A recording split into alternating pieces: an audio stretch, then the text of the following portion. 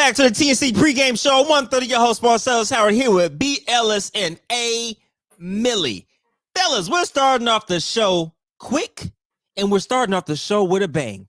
Cut, bitch, and start. This is Devontae Friga, listen to this. Isote, and Kale. That's B. Ellis, you're first. Oh. So start, tough. bench, So and cut. tough. Friga, So Isote, and Kale. Yeah, we starting off with a banger today. Yeah. Can we decide what on a panel? What is the scenario? 5v5. 5v5.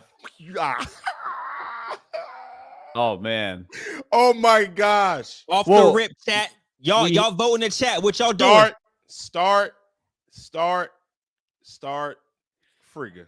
Yeah, you guys got Friga. I feel like I need a point guard, and Kale's my point guard, so I got to bench Kale. Ow! And I just played with Tay. Listen, chat. Tay's amazing. I just played with Tay. Tay's the truth. I have to. This is like splitting hairs, but I'm gonna cut Tay. I agree. Wow. I love Tay. He's one of my favorites. I need a point guard. That is why. Is why. I need a point guard. And he can knock down spot up trays. Okay. Hey, Millie, who you going with? I think I go the same way. Tay's gonna feel so disrespected though, because he maybe he hasn't been as good in this space as he has. Like his college career was solid, right? Like he's done more than I have in the game of basketball for sure. Yeah. So we don't want to undervalue that. I think he's gonna be really upset that I kind of agree. Damn. I just feel like Kale's stock is high right now. Friga, his stock is high. He can shoot the ball. He's like a fives player. Right. Yeah. Yeah. I can see Friga coming off pin downs, you know what I'm saying, with Kale passing him the rock. Beautiful basketball. Oh, yeah. I want to start the show off with a bang, fellas, just to get the juices flowing, break the ice a little bit. Now, player of the game in the 2v2, by the way, was Rob with 27 points and 10 rebounds. Now, remember, I believe before a season, he was like, bet, y'all got my team rate rating low. I just want to play nothing but team setting games in. Just put me in 2v2s and 3v3s only. But he had to play the 1v1 first because the captains had to play the first series of 1v1s. Second series, though, he played 2v2 and absolutely showed out. Hey, Millie, what did you see out there that helped him become dominant on the floor? A lot of space and unlimited dribbles with a great skill set, ability to stretch the floor to 5 levels, and then he's strong enough to get to the rim. But I do want to say, I don't think it affects like anything teammate. I don't look at the 2v2 game and I'm like, that changes the way I look at you in a 5-on-5 setting. That's not even just to Rob. That goes like general statement. 2-on-2s don't, to me, play into the team setting at all. It's really just, it's either pick and roll or it's ISO with the limited dribbles, which is incredibly hard to guard. It doesn't change anything for me. Though. Listen, dropping 27 is insane. It was light though. I know that's what makes it even more. Listen, I think his rating should go up.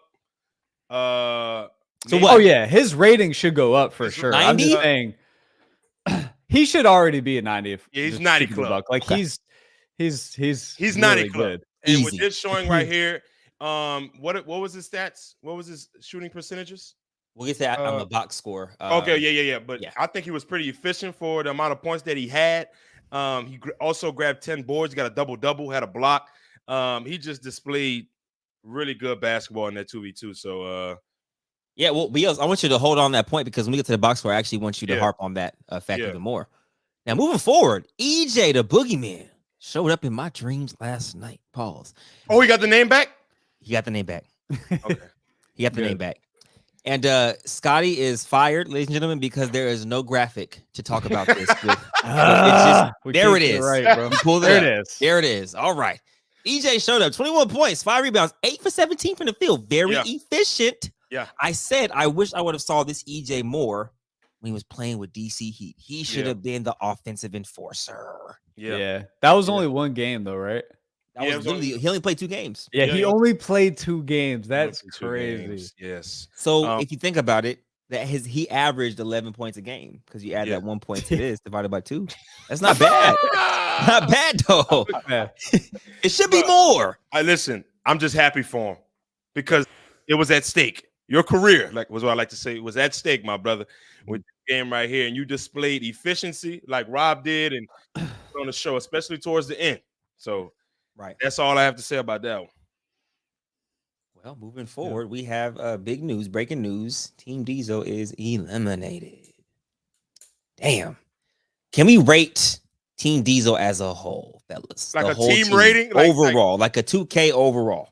Oh my gosh. Well, give us a reference point. Who's the highest team? Kel? Highest team thus far, I think it's Friga. Low-key Team Cam. I think it's Team Friga. I think Cam has a loss right now. Yeah, so. right. So what is the highest team? Like 90? I would say the highest team baseline would be a 91 overall. Like, okay, so let's they're 91. What is Team Dzoe? Team Dzoe is like an 84. 82. 83. Safe. I don't think the team was well constructed. Only because No, it Dzoe had the first pick. The first pick. Yeah. I personally think Dzoe fumbled picking the team. Oh, honestly. What? I'm talking about Zay Flowers at the goal line fumbled. Oh, that first pick. You're a Baltimore fan. Yes, I am. Oh, he fumbled that bag. Are we doing Corey like that right now? No, it's no. Miller, you know what I got you. I got you. That surrounded his like his play style. No, 100%, bro. 100%. The pieces he picked didn't complement it, so it's like tough. Agreed. Who would you like to have see him pick first with that first pick? Who could he have picked to help complement him? No, to Scar. Complement him the best. Yeah, but also the highest rated player that would complement him well. Him and Scar have the most chemistry out of everybody in that draft. He should have gone with Scar. I'm a Scar. I like that. I like Scar. I even like him picking up maybe Tay. Yeah. I mean, you know, it really was a guy. wild card picking up Corey. No offense to Corey. It was just really, I was like really appalled. Like, you have chemistry with Scar. You've been on seasons with these other guys. I thought it would go a different direction. Here's my thing. The only guy that should have picked up Corey was Friga. That is one guy that I would literally trust with a newcomer of that stature to get him comfortable quickly. It's Friga. Right. That's the only guy. The rest Hey, Millie, was it a lot of pressure for Corey, you think, being the number one pick? Being the first time in the next chapter and you're the number one pick? I don't know. I feel like he felt pressure. I will say that. I just don't know if that was what specifically played into it, like being the first pick. I don't think that did. Yeah. I just think just in general, he didn't really know how he was going to move within it all. So, well, these are the official Team Moon. It says Team Moon. Well, someone else is fired. Oh my God. This is the official Team Dzoe stats. We got Corey Saunders. Who stood out to you the most? I mean, we only got to see 2 games from each. All these guys are pretty even. Ah, man, no one stands out. All these guys pretty much shot the same percentages, 33%. Yeah, damn. Low 30s or high 20s. Yeah, yeah. I mean, if you put these 4 in a 4v4, do they mesh well? Bro, I don't. No, that's not compared to the other teams. I don't think. Who's the facilitator? Who's the guy to get guys in spots? Corey. He does. I haven't seen him in team settings. So have you? That's what he does. I'm just saying, like, just based on resume, I would think it'd be Corey, right? I think he has. It wasn't an ability issue or like the fact that he can't do it. It was just more so he wasn't really sure. I don't know if he didn't want to step on toes or he wasn't really sure how to move within the team. It's not an ability thing. Yeah, I feel that. Well, I think overall, they had good intentions, just not the best execution. And like I said, sometimes it happens like that when you're in the fire and you're just thinking in the moment and not thinking of like long term. How do we survive longer? You're thinking more so of how much can I do to help the team win. You get in your own way. Sometimes I think that's what Team Dzoe did. But yeah, GG's to Team Dzoe, man. Good season. Listen, I love you, Dzoe. This team was horribly constructed. What? We gotta give it a bag. Yeah, we appreciate the honesty, BS. We honestly appreciate the honesty because yeah, good. You're a good Samaritan for sure. Yep, concur. The box score. All right, B. Ellis, tee off. Rob's efficiency. Listen, man, I think Rob displayed. Listen, especially playing iso ball with unlimited dribbles. That's basically what 2v2s are. I think he showed, especially from three, because as of late in the team settings, Rob hasn't been the Rob we know from three. But this game right here, he's damn near 50% from three, high 40s, 45, whatever it is. 10 boards really stood out to me as well. With 27 points, 10 for 23 from the field. That's probably what is that? What is that percentage, Roz? I don't want to. 10 for 23 from the field. That's 50% is 20. So like it'll be low to 50. It's like 42, 43. Solid. Yeah. About 45 from three. I just think he had a solid game overall, bro. Having 27 points and coming out with the win and not getting winded at any. Well, did he get winded to y'all at any point in the game? To me, no. He did. Yeah, I feel like they let their foot off the gas to where EJ made a run and almost won that game if it wasn't for that pick and roll mishap that they had at the very end. I was woo-wee. Yeah, I was nervous. Yeah. There was a foul. There was a foul there on the last play. Talk about Millie. What'd you see? What foul? EJ got fouled on the turnover, and then Rob got fouled on the lay. He got hit in the head, but I mean, it is what it is. Two back-to-back non-calls. Yeah, it's fair play. He let them both go. Yeah. Well, man, that's it for Team Robbers, Team D's, and now we move on to today's matchup, which is Team Let's get it. Kel versus Team Friga, which means me and Abe Millie going to see each other about something. Yeah. Hey, Millie, how confident are you feeling? Huh? Are we betting today? Yeah. I want a real bet though. I want a gentleman's bet. F the push-ups. Let's put some skin in the game. Put some skin in the game. You bet memberships. Bet memberships. Oh man! All right. Yeah. We could do that. We could do that again. Yeah. How much memberships you want to put up? Because you gotta think our memberships aren't 99 cents when we gift them. Yeah, they're like $4, which is crazy, bro. I'll put up 10 memberships because I'm not super confident today. I'll put up 10. I'll match yours with 10. I got 10. Bet. 10 memberships. Last time I did 30. That was insane. But hey, man. So you say you're not as confident in this matchup? Why in this 1v1 per se? It's not that I just think they're gonna lose. I would be honest with you if I just thought it was like lopsided. But I think Tay's gonna play well. I think Tay's gonna play well. I think Castro, he's not as bad as people think. He can still get it done. Right. He just needs to catch some momentum. I think I like him getting to the basket. I like when he's attacking more so and then just shooting off the triple threat. I've seen him shoot that really well.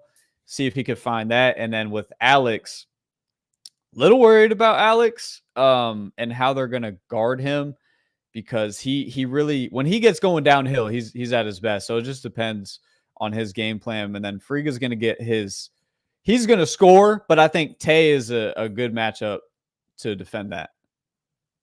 BLS, what are you seeing? 30-21 Team Friga. Wow. Convincing. It's going to be fun to watch, though. I think it's going to be one of the more fun 1v1s, tag team 1v1s that we watched this season. But I just don't see how these guys combat Friga's shot making and Alex's ability to make shots as well. I will say that Tay and Castro are great 2-point shot makers. 2-point shot makers. But when we talk about Friga and Alex, the ability to make the jab 3-pointer or that's a great point, 3-pointer is something that I feel like they do better than Tay and Castro, which is going to lead to a wider point spread discrepancy. Right. It may not look like a wash on screen. I like the way you broke that down. B. Yeah. I just think the ability for Friga to just jab you, or jab you, one dribble step back and hit those threes is something that he does better than Tay and Castro. And that's why I have them winning 30-21. Well, that's a great point, man, because you got to think threes are always worth more than twos. Yeah. Right. So if we're hitting threes and you're scoring twos only, you need 15 twos to beat us. We need 10 threes. We need less energy to get our shots off. You got to actually get downhill with the physicality, the contact. That wears on a person through through a whole game. So if Castro and Tay are primarily settling for twos or just getting nothing but twos, Friga and Alex, I feel like are in a comfortable spot. Even if Tay and Castro go up 6-0 early, 8-0 early, right? Friga and Alex have the 3-ball in their back pocket. That's scary. It's just that triple threat 3 that is such a big game changer in ones. Like it can make a good ISO player not as good at one-on-one because if they just can't shoot that or they're not comfortable shooting that triple threat 3, which is something that I've been working on a lot because I've been really bad at that. And it limits you because you have to put it on the floor. So it's not a 5-on-5 setting where you can kind of like If you're a point guard, you have the ball already and you can get downhill that's why Friga's so good at ones, man. He's such a good spot up shooter and he's so efficient with his dribbles. So like he doesn't need any kind of bag. He leverages you, he attacks your body, and he can snatch and just shoot quickly, or he can just jab and work for a shot out of the triple threat, which like B said, that will win games. That's winning basketball in ones. So score predictions, Millie. Give us his 30-21. Yeah. Like I said, you could be honestly honest. Just because it's your team doesn't mean you have to pick your team to be. No, I'm gonna be totally honest, bro. I got Team Kel 30-26. You sell? You can't me sell. You can't pay me. I was seeing if Millie was gonna fold. No sir, no sir. 30-26. 30-20. Get it done, Tay. Tay, get it done. To 20. Shoot it. Hey, Tay, shoot it, bro. Listen, Tay, shoot the ball. Shoot the ball. Don't do that extra move. Friga. You're too good. You're too good, Tay, to do that extra move. You gonna be talking to his reaction. Hey, Millie, I can't wait to watch your reaction to this because I thought you're gonna be really distraught when you see the outcome of this tag team 1v1, man. And it sucks because like I was watching The Last Dance the other day, right? And they were saying Michael Jordan was on the plane playing spades with his teammates, right? With big money. He went over to the table where they were betting $1 buy-ins. And they said, Mike, what you doing over here, bro? Like, we're playing for $1. He said, it doesn't matter. I want your money in my pocket. Hey, Millie, when I watch the reaction video, I'm just going to be so excited that I have your money being dispersed to other people's pockets for the season to become a member. First of all, satisfies me. It's like money in my pocket, but it's like I'm gifting it. In the head. Yeah, I love it. No, what is your score prediction? I said 30-20. Yeah. Oh, hey, 30-20. Oh, listen, Millie, I'm just saying, bro. It's a lot of energy being spent having to go downhill compared to me. Just look, hey, hey, like it's just like all day. All day. And Alex does it pretty well too. He shoots out of that. Right. Yeah. He shoots out of that too. Well, fellas, we are 9 minutes from tip off, but I have another question I want to ask you guys. We got time. Oh yeah, we got number time. That's why I want to ask this question. It's actually perfect. I think this is a good topic of discussion here. If you can add one thing to the next chapter in its entirety, one thing in general, on the court, off the court, production, anything, what would it be and why? Oh, hey, Millie? my gosh. That's a B. Ellis. Let me think for a second. Yeah, you might have to go first on that one, bro. I'll go first. Okay. One thing I would really love to see added into the next chapter would to be have a shot clock on every game. 1v1s, 2v2s, 3v3s. Speeds the game up, makes it more entertaining. And like I said, even if you're on defense, you're not going to subconsciously count in your head 8, 7, 6. You're going to really play defense honest. So I think it just makes everything flow better when there's a shot clock because everything's moving, which means the offensive player can't think as much, which means they have to play more so off reaction, which makes for more highlights, which makes for better clips, which makes for, I think it's just more faster for the viewer to watch something when it's flowing quickly. That's just my opinion. I think a shot clock would enhance the content even more and adding a different dynamic to the game that no one on the YouTube scene is really actually doing. Instead of limiting dribbles and ones, would you just have a shot clock? I'll have both. You would have both? That way it's like you have to make a move within 8 seconds and you still have your 3 or 4 8 seconds. 8 seconds for ones? I think. What about threes? I think threes should be. We should do NBA because it's half court, 24 seconds, because you're not going full court. You're not bringing the ball up. You have 24 seconds. That's more than enough time. I think twos should also be 24 seconds. Ones, I think, should be 7 seconds or less. It'll just speed up. I feel like it just speed up everything. It'll just be like more like captivating. Oh, ooh. Yeah. You know what I mean? Like you have to get your stuff off quicker. Yeah, you got to get into it quicker. I got one. I like that one, bro. One thing I do want to see, at least for a season, is best of 2 out of 3 games in specific spots, though. So that first game would be right wing, second game would be top of the key, third game be left wing. And the reason why I say that is because I want to see guys display their skill sets in different spots of the floor and see who can score better in different spots of the floor, right? We've been seeing top of the key our entire most of the time. Sometimes guys move spots, but if we go to instead of going to 30, we go to 10, 10, and 10 if it goes to third game or 50. You know what I'm saying? Mm-hmm. Find a score limit, but play in specific spots on the floor to see if guys can score or how to utilize their skill set on different spots of the floor because I love doing that. I don't play the same way I play on the top of the key as compared to the right wing. I don't do the same things. Do you have a whole different mindset on how to attack, or you're just saying like that's how you react? Whole different mindset on how to. So when you're sitting in the triple threat, your thoughts are. If I'm walk me through some of your thoughts. Like if I'm on the right wing, I have that entire. I'm left-handed. I have that entire left side to attack. Right. That entire left side. But if I'm on the left wing, I may switch pivots. Right. I may play off my right pivot so I can rip hard right or play off the rocker step with the right foot pivot. Right. Because a lot of times, especially if you're a dominant left-handed or right-handed and you switch your pivot, it throws a defense off because they're forcing you to one side of the floor. But if I switch that pivot and I'm able to open up, that's how I'll be thinking about on different spots. So yeah, that's fair. That's fair. Yeah. And I think BL is that's a fair point because you actually do that on your channel. So it's something that you've been doing. So you kind of are well versed in that. Yeah. In those type of scenarios. So I like the idea because everybody's saying in the chat that you can still pick where you want to check the ball up from in this 1v1. But I mean, if you're just stationary, you have to be at that spot. It's going to change a lot of games. Like change a lot of games. Spots if you want. You have to stay there. Yeah. But, Emily, what you thinking? Mine's pretty boring. You guys are really good. I would just go.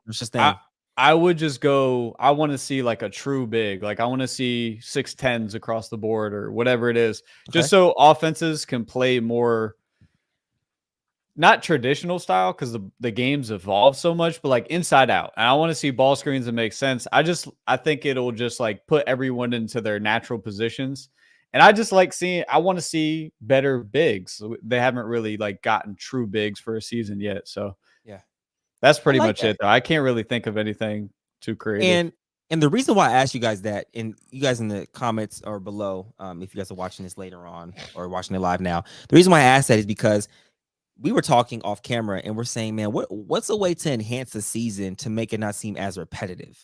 I feel like sometimes when you're seeing a tag team 1v1, 2v2, 3v3 every single Monday, Wednesday, Friday, it may become a little repetitive, although you're seeing new matchups. So I'm saying, what's a way to spice it up to give the viewers something new to latch onto, something new to attach their feelings to and be a part of something? I feel like that's something that we should always think of. Just getting better. I think the next chapter does an exceptional job at that. I feel like they always add something in every single season to continue to get better. Like they don't mind taking the risk, where a lot of content creators out there don't want to take the risk because they're in a comfortable situation where they're saying, well, this is what's working. We don't want to risk anything else. I think the NBA is a super good example with the in-season tournament. Like every time they take a risk, everybody's like, oh, I don't like it. I don't like it. Then it happens. Oh, I love it. It was amazing. The playing tournament. Oh, that's hella weak.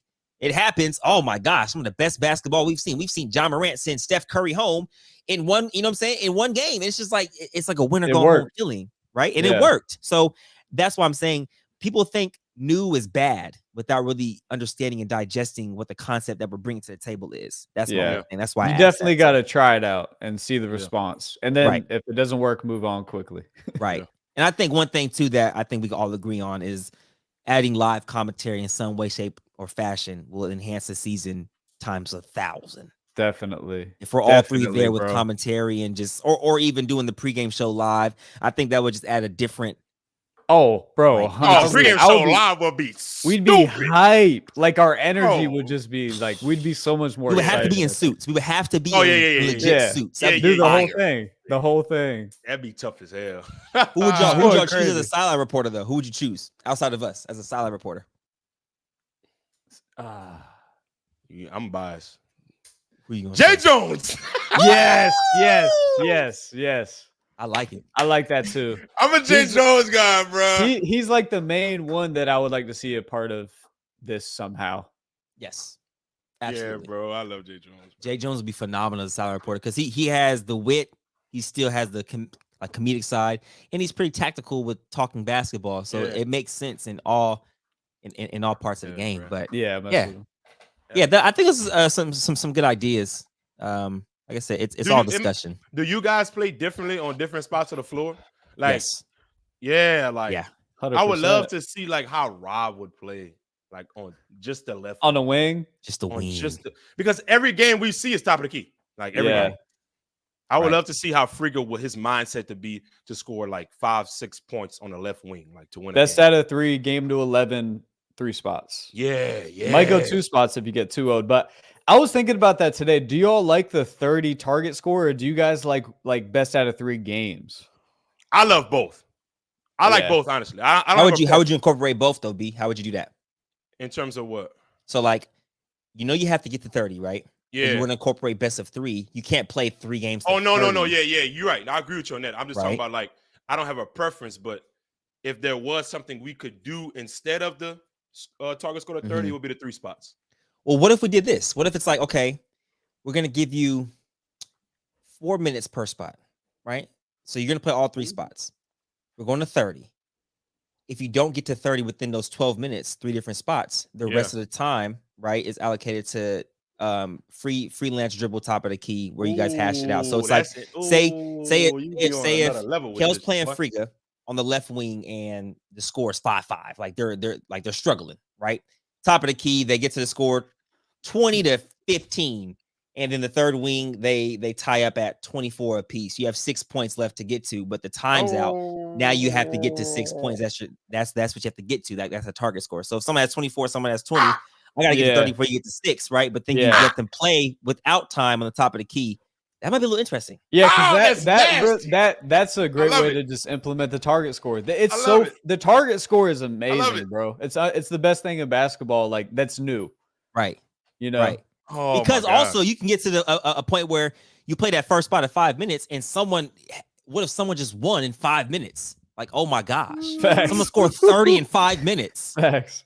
That would be dope, because then it's like I'm playing against time, but also they have to get to 30 before the time runs out and all these spots combined. And then after that, we mono with no time, just first to get to that 30. But I don't know. I like it, bro. I like that. That'd be nasty. Do you guys have this might be too much information, but do you guys have like a preference spot? My preference spot, honestly, I was playing some ones today with the fellas. I like right wing and I love right corner. Yeah, because like corner is crazy. I don't know why I like the corner. Like the it's weird because I get to swing left and I'm freelancing really. If you cut it off, I just go baseline. But the right wing gives me more freedom. Top of the key is just cheat code. I feel like everybody's like top of the key. But I'm like more realistic. You're playing more so ISO ball in the actual game setting from right slot, left slot. Yeah. You know? So, but let me ask you a question. Could it be right wing? Because all right, so when you would come off ball screens, which way would you predominantly come off? I honestly like to come off ball screens to my right hand. So really? From the left, I'm really right hand. I just shoot. That makes sense though. So I like to go to my right because then when I shoot my left, I correct my body. And go B already knows the answer to this for me. Yeah, but if I do. If I go left, I fade. When I played Moon, right wing, New Orleans, right wing. Just because I like to pick up with my left and shoot. It's nasty. So when I played Moon, you gave him the scout. Oh yeah, bro. I'm watching Millie. I will say you made me better because now I've been playing ones every other day, and I force myself to balance the floor and like go right and create new things because it's a lot of it's mental. He said I should have said that. A lot of it's mental, so now I try to like get it in the wiring of my brain to go right and create things that way. Bro, I love right wing, bro, because coming off that ball screen going left, I'm either getting to the cup or shooting the 2 dribble pull up, 1 dribble pull up right in that mid range area. Mm-hmm. So right wing, I could deny the screen pull up. Like I love. So, but you love going left into your shot. Yeah. Yeah. I feel like when I go left, I tend to fade a lot. That's why I don't like going left to a shot per se. Yeah. But I feel like damn, I'm giving too much away. I'm had to play one of these. Nah, bro. At the end of the day, people have film on people all the time. It isn't when they're in front of you. It's totally different. Yeah, bro, we need to watch tons of film in college, and it's like the guys in front of you, like, hold on, this didn't look like it was on film. This is way faster. You know what I'm saying? You can shoot that thing from way further. So film breakdowns with the. Oh, I don't want to disrupt this combo. Keep going. I just feel like going left. That joke is like right aligned as soon as I go up. Because you tuck your elbow in a lot too. Yeah. Are you up and down, or are you to the left a little bit, drifting? No, I'm up and down, brother. He's up and down with it, bro. I'm up and down, but like concise. Real trainer, like straight. I love it. R2 B-ball. What was you gonna say, Emily? No, I think I would love to break down film with a team prior to them playing a game. I would love to be the guy that breaks down the film with them. Yeah. And just point, and all of us, that could be a thing. If we start commentating, we take a team and there's stake in the game. Let's break down the film. Let's be a coach. Is there a possible way that we could do like go to a season, do the pregame show, but still be coaches? Yes. Why not, bro? That would be 100%. fire. It's YouTube. Of course, there's a way. Let's do it. That'd be fire. That'd be crazy. Wow. We all get a team. We draft our own team. Then we're breaking down film. That's content right there. Hey, That's content. Those reactions would literally turn into Flight and Cash 2020. Yes. Bro. Reacting to reactions. Yeah, facts. Well, fellas, man, great topics today. Great talk. We're 2 minutes away from tip off, you guys. We have the post game show at 5:45 Eastern Standard Time, you guys. 5:45 Eastern Standard Time with the post game show. That's for members only. So to become a member, it is 99 cents. I repeat, 99 cents. It's on the channel. Click join. I believe Scotty has a link pinned somewhere in the comments that you guys can do it through your phones, but it is only 99 cents to watch the post game show happen. Fellas, it's always an honor. I'll see you guys in the post game show. For everybody out there watching, the game's tipping off literally in 1 minute and 30 seconds. So go tune in and watch Team Friga tap that ass. All I'm gonna say is there's a reason why Millie ain't bet no push-ups today. He ain't betting no push-ups against Friga. I bet money, bro. This is bad. Hey, money's even worse. It is, Fellas, I ain't gonna lie. until the post game. We'll see you guys. I'll pay you guys later.